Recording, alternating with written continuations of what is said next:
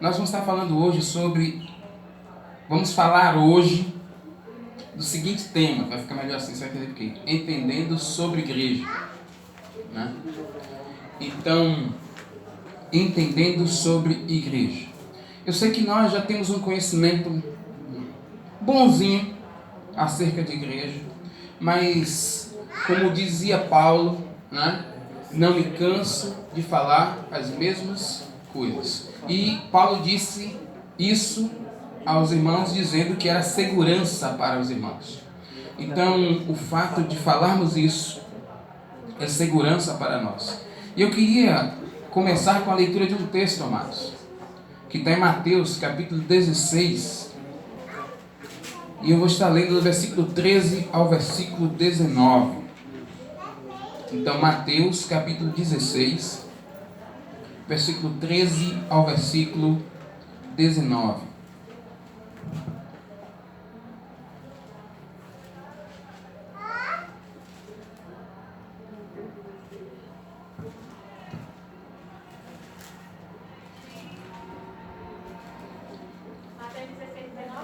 Não, Mateus capítulo 16, do versículo 13 ao 19.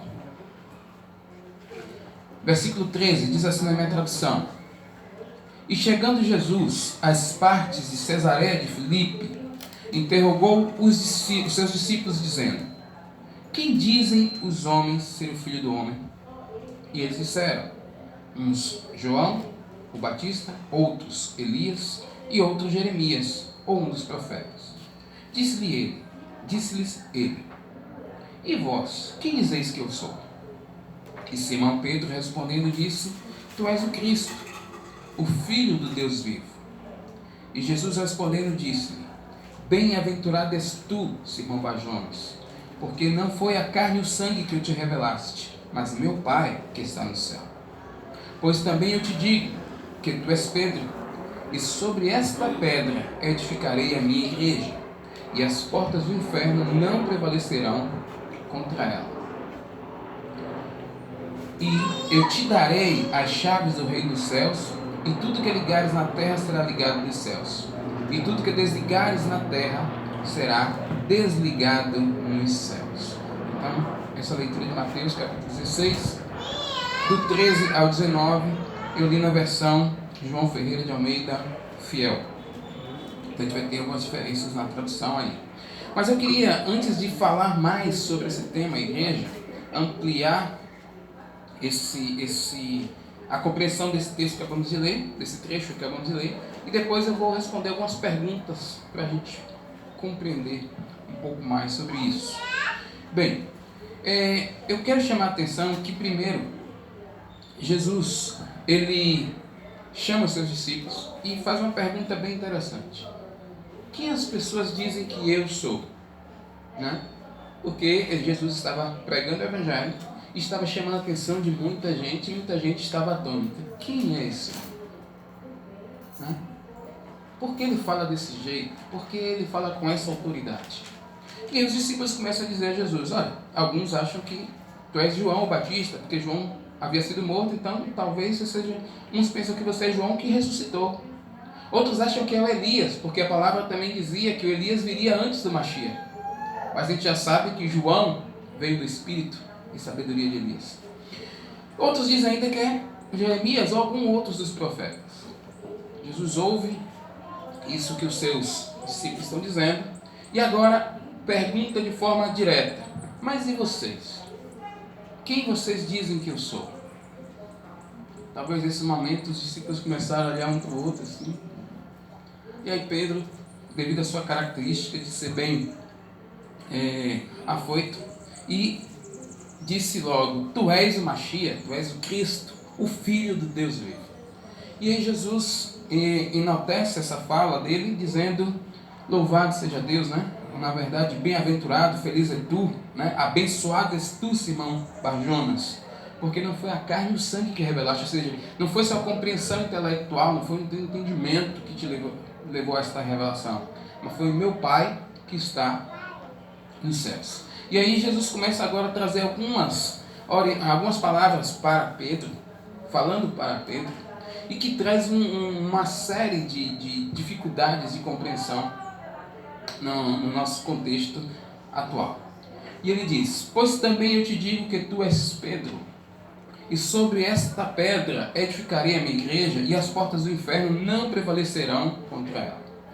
Eu lembro que muitas vezes a gente vai ler o texto, e aí eu lembro que a gente costuma pegar assim: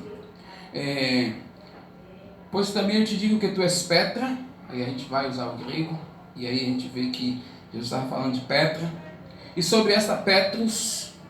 Mas quando você vai no original, não está nem Petra, não tem a diferença de Petra e Petrus. A palavra que foi utilizada no grego foi a mesma palavra, Petra e Petra. Ou seja, pois tu és Pedro, é o teu nome, Pedro, né, que significa pedra, e sobre esta pedra edificarei a minha igreja, e as portas do inferno não prevalecerão contra ela.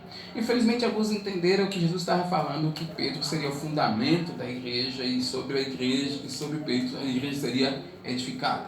Não. A expressão, e sobre esta pedra edificarei a minha igreja, ela está referindo-se nem à pessoa de Pedro, nem à pessoa de Jesus, no que diz respeito você vai entender, a pessoa de Jesus vai entrar, mas não nesse contexto de falando, tu és pedrinha, mas sobre esta rocha. Jesus não estava falando isso. O que ele estava falando foi que sobre esta pedra edificaria a minha igreja. Ele estava falando referência, a pedra que ele está falando referência é a informação que Pedro havia dado. Qual foi a informação que Pedro havia dado? Tu és o Mashiach, tu és o Cristo, o Filho de Deus.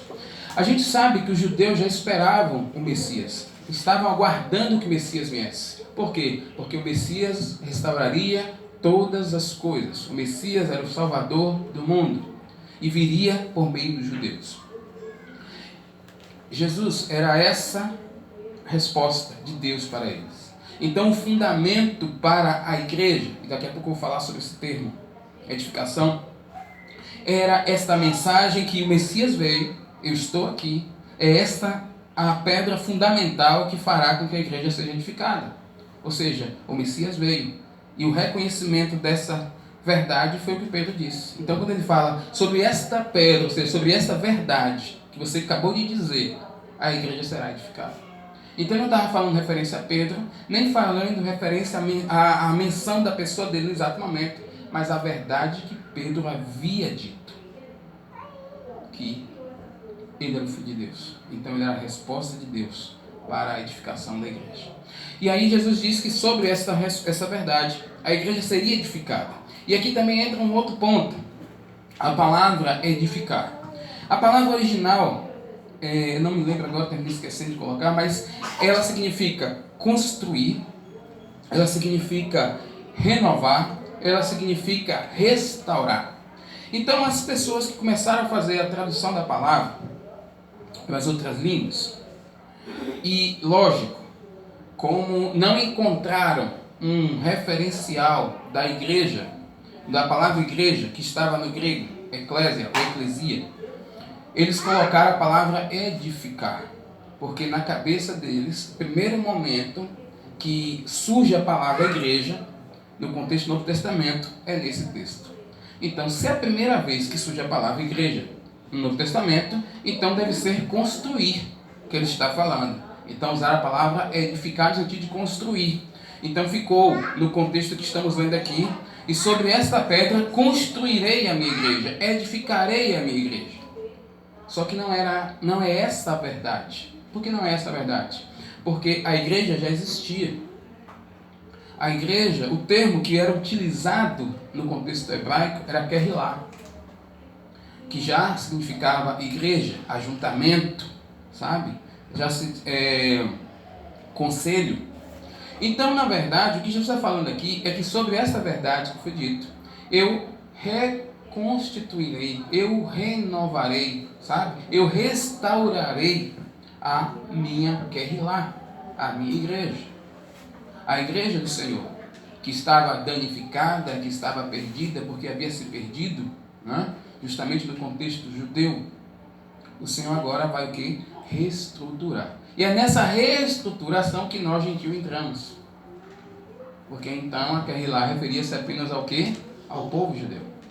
Mas nessa renovação que a igreja está sendo agora trabalhada, nessa verdade, porque no Messias ou no Mashiach seriam unidos todos os povos, nós entramos aí. Então agora, esta verdade traz a renovação, a restauração da igreja. E é muito interessante porque quando essa verdade é clarificada para a gente vê a realização da bênção que Deus havia dito a Abraão. Em ti serão benditas todas as famílias da terra. Então a gente sabe que desde o início o propósito do Senhor não foi que a igreja fosse formada apenas pelos judeus. A igreja, ela iniciava-se com os judeus pregariam o evangelho das nações. Mas não foi isso que aconteceu. Os judeus se perderam na própria religiosidade. Claro que a gente entende também pelo que o Paulo disse que foi necessário por um tempo isso acontecer para que o evangelho chegasse até nós também. Continuando o texto, e ele diz que as portas do inferno não prevalecerão contra ela. Então esta igreja agora, que está sendo restaurada na pessoa de Jesus, ela prevalecerá com todo o levante das trevas. Só que aqui é interessante, quando fala as portas do inferno, ele não está falando necessariamente das questões de trevas ou dos levantes de Satanás. A palavra inferno aqui, quando você vai olhar o grego, ela vem do grego Hades, que quer dizer profundezas, morte e sepulcro. Ou seja, a morte perdeu, a morte não tem mais o poder sobre a igreja. Então a igreja agora, na pessoa de Jesus, ela vence a morte. Porque agora nós morremos para o mundo e ressuscitamos com Cristo. E a palavra diz que Cristo já não morre. Então também nós já morremos. Por isso que a igreja, ela prevalece, as portas do inferno, as portas do Hades, não tem mais poder sobre nós. E depois entra o outro texto que diz, a outra parte do texto que diz: e eu te darei as chaves dos céus, e tudo que ligares na terra será ligado nos céus, e tudo que desligares na terra será desligado nos céus. Jesus estava conversando com quem nessa hora? Com Pedro. E é interessante como Jesus, ele trabalha e faz as coisas. Ele está falando, tu és Pedro, né? Mas sobre esta pedra. Então ele está falando do que eu já expliquei para vocês, da mensagem. Depois ele fala que as portas do inferno não prevalecerão contra a igreja, beleza? E agora ele fala, eu te darei. Mas não está falando de Pedro. Pedro, igreja, receberá as chaves. Então ele está falando uma mensagem para a igreja. A mim e a você foi dado as chaves do reino dos céus. E o que nós ligamos na terra será ligado nos céus. E o que nós ligarmos na terra será desligado nos céus. Não entendi. Como que você está falando? O que você pode explicar um pouco melhor? Posso. Você tem autoridade para orar. E aquilo que você orar, o Pai responder. Por que isso? Porque Jesus, lá em Mateus capítulo 28, versículo 18, diz: é-me dado todo o poder nos céus e na terra. Jesus também diz, lá em João capítulo 14, do versículo 12 ao 14, que tudo que pedirmos a Ele, tudo que pedirmos ao Pai, melhor dizendo, no nome dEle, nos seria feito. Ele repete isso também em João capítulo 15. A gente poderia ver também em Filipenses capítulo 2, do 5 ao 11, que Jesus, aí pula aquela parte que se humilhou, mas chega logo no final, no versículos 10 e 11, que diz o quê? A Ele foi dado um nome que está acima de todo nome, diante do qual todo joelho se dobrará e toda língua confessará. Ou seja, a igreja recebeu a autoridade para aquilo que ela pedir ao Pai em nome de Jesus, aconteça. Então as chaves foi dado para mim e para você. E por isso nós podemos hoje interceder por pessoas, podemos ministrar cura a pessoas, podemos ministrar salvação a pessoas. Então foi dado essa autoridade para nós. É isso que muitas vezes nós não entendemos. E às vezes nós nos colocamos como coitadinhos, como necessitados, como pessoas que não soubessem. Foi dado a você. Mas essa autoridade que foi lhe dada é no nome dele. Então você tem que se comportar e viver como igreja. E aqui eu entro com algumas perguntas, são ao todo 4 perguntas. E a primeira pergunta é: O que é a igreja? O que é a igreja? Né? A igreja, em resumo geral, corpo de Cristo. É o corpo de Cristo. Né? Então corresponde basicamente ao corpo funcional de Cristo. Tem uma música, acho que é Daniel Souza, né? Somos os teus pés, não é isso? Somos tuas mãos, mas ele fala da parte funcional. Cristo cabeça, nos orientando, ordenando, e nós indo a todas as localidades anunciando o nome do Senhor. Por isso nós não podemos fazer o que temos vontade.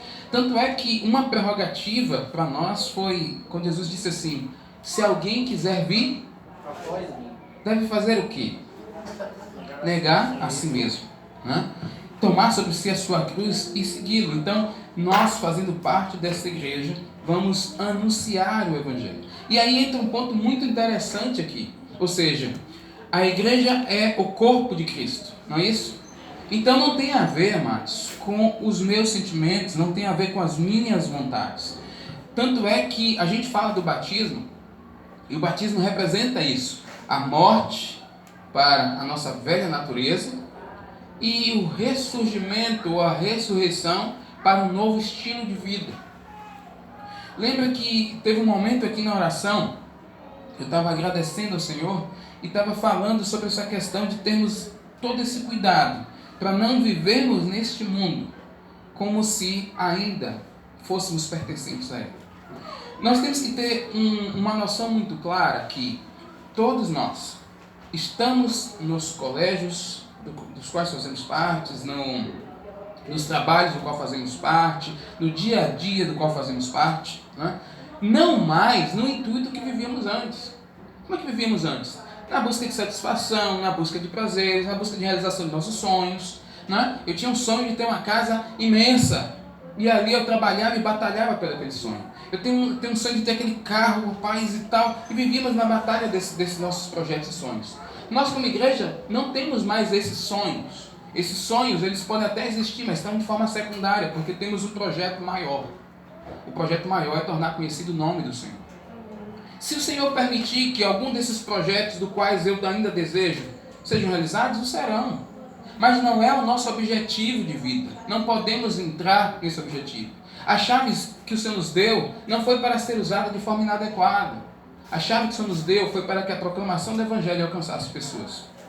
Então nós temos que ter essa consciência. Então quando nós nos reunimos aqui, eu sei que às vezes a gente traz uma palavra que muitas vezes trouxe uma resposta de Deus ao teu coração. Às vezes trouxe uma palavra que trouxe conforto ao teu coração. Trouxe paz, talvez você estava angustiado, talvez você estava triste. Você ouviu uma palavra que tirou aquele estado que você estava e lhe renovou. Amém. Mas não é esse o objetivo nosso aqui. O objetivo não é que você ouça uma palavra e se sinta bem. O objetivo não é que você ouça a palavra e fale, ai, como eu estou leve. Não, esse não é o nosso objetivo. O nosso objetivo é juntos cultuarmos ao Senhor. E faz parte do culto o que eu estou fazendo aqui, que é o momento do ensino. Porque o fato de ensinar você vai me ajudar e me capacitar para que você sirva o Senhor de maneira melhor. Então o fato de ensinar a vocês é um fato de cultuar, porque eu estou prestando um serviço a vocês no nome do Senhor, para que vocês possam no dia a dia, durante a semana, viver esta graça que Deus tem possibilitado. Então o que eu estou fazendo aqui nesta manhã? Trazendo ferramentas para que você, como igreja, onde quer que você esteja, possa desenvolver a obra para a qual você foi chamado.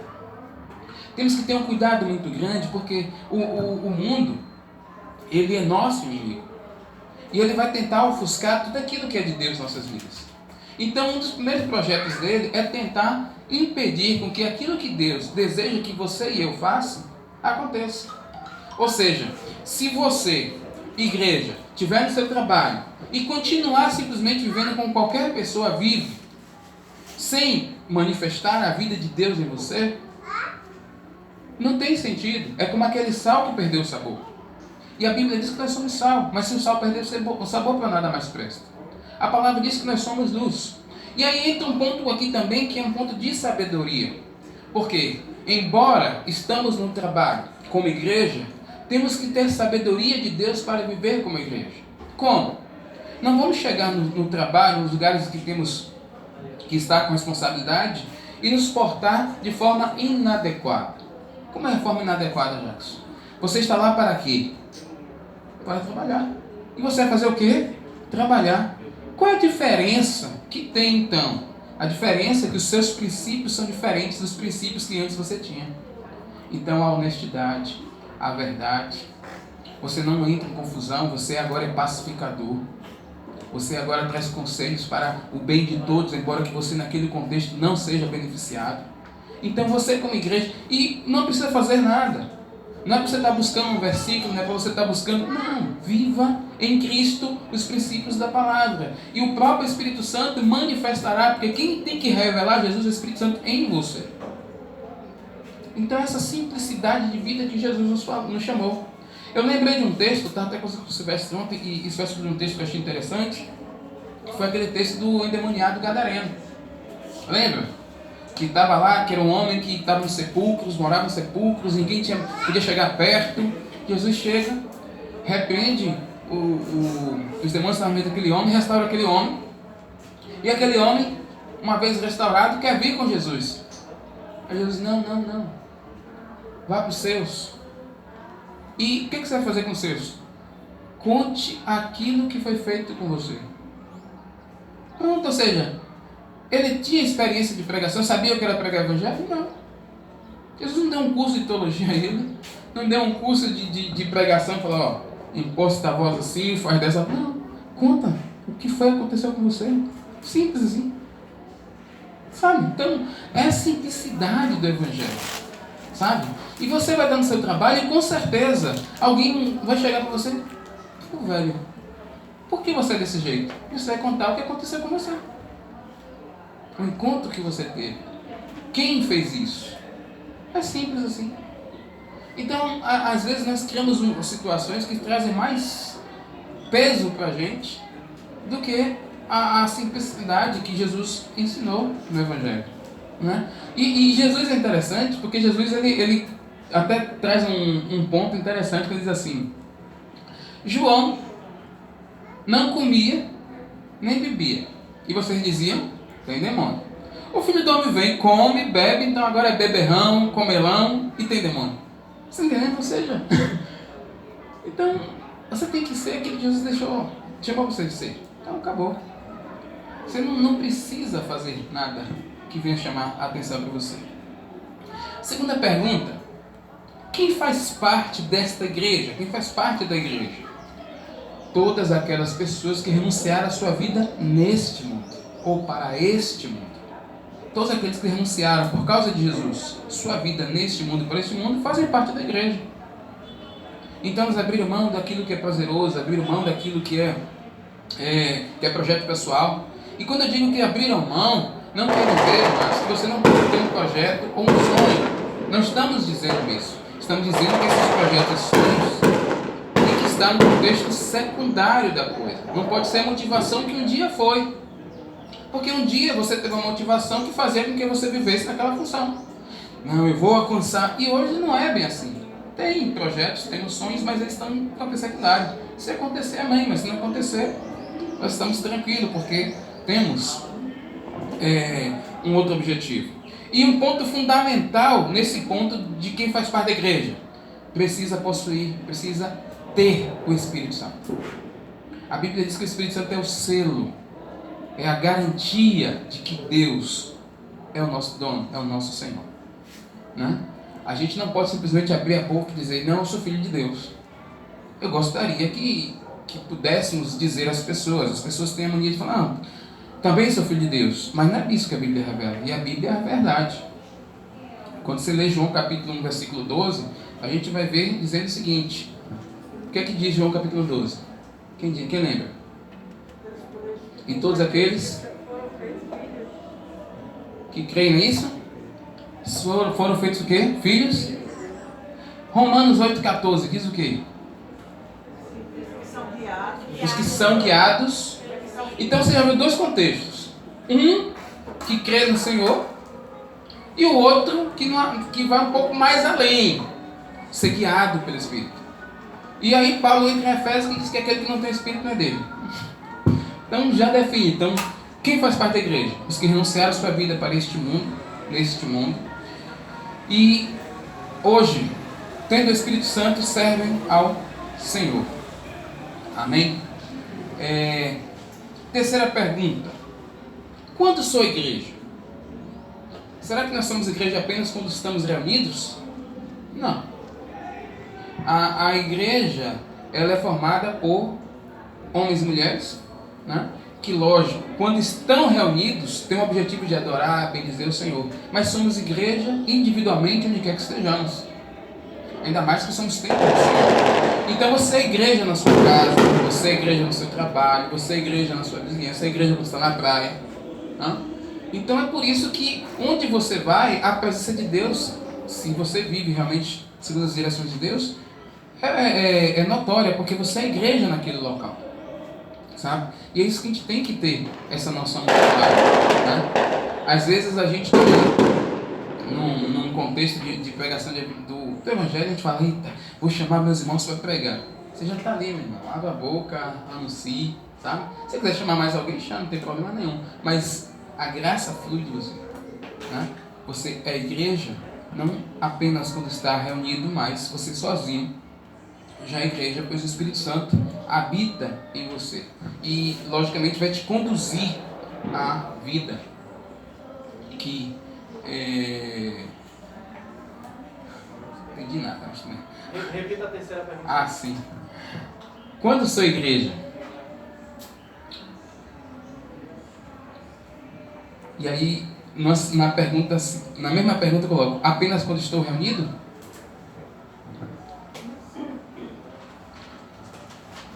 Então Deus tem nos conduzido por meio do Espírito Santo para que sejamos igreja onde quer que Ele esteja.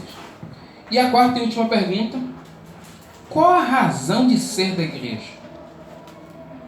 Ou seja, para que ela existe? Qual a razão de ser da igreja? Para que ela existe?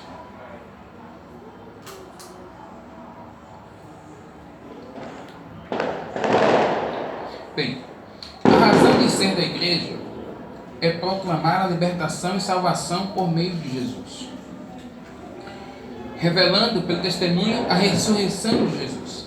Quando nós falamos assim, Jesus está vivo, é uma verdade? É, Jesus ressuscitou e Ele está vivo. Qual é a prova mais visível da ressurreição de Jesus? Qual é a prova mais visível da ressurreição de Jesus? Como é que realmente vamos testemunhar? Porque ele disse assim, Atos capítulo 1, 8, e ser-me-eis testemunhas, né? Testemunhas de quê? Da ressurreição dele. Mas testemunhas, onde? Jerusalém, Judeia, Samaria e confins da terra. Pela transformação da minha vida, pela mudança do meu caráter e pela manifestação da graça de Deus, eu tenho ali é evidente a ressurreição de Jesus. Por isso que se faz necessário negar a nós mesmos. Quando nós negamos a nós mesmos, a graça de Deus, o Espírito Santo vai tendo mais liberdade para atuar na minha vida.